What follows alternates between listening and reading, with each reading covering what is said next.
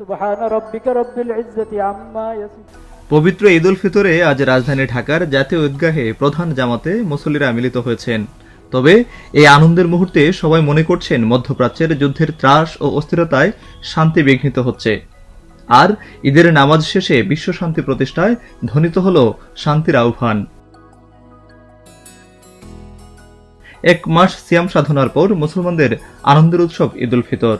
এবার যুদ্ধের কারণে মধ্যপ্রাচ্যে কোটি কোটি মানুষের ঈদ ম্লান হয়েছে।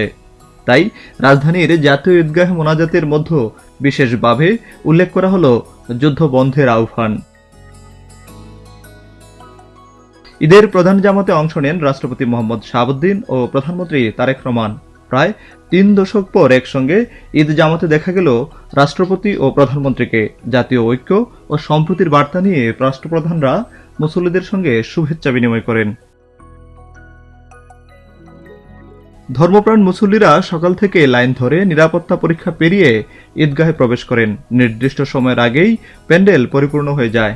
অনেকে জায়গা না পেয়ে রাস্তার উপর নামাজ আদায় করেন।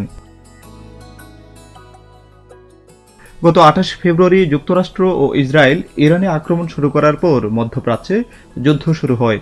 পাল্টাপাল্টি হামলায় এখনও পুরো অঞ্চল পরিস্থিতি প্রায় অস্থির। যুদ্ধের প্রভাব বাংলাদেশেও পড়ছে। আতঙ্কে প্রবাসীরা। যুদ্ধে ইরানে আটকা পড়ে ১৫০ শতাধিক বাংলাদেশিকে ঈদের আগের দিন বিশেষ বিমানে ফিরিয়ে আনা হয়। তবে অর্ধ কোটির বেশি প্রবাসী এখনও ঝুঁকিপূর্ণ এলাকায় রয়েছেন। ক্ষেপণাস্ত্র ও ড্রোন হামলায় ইতিমধ্যেই ৫ বাংলাদেশি নিহত হয়েছেন।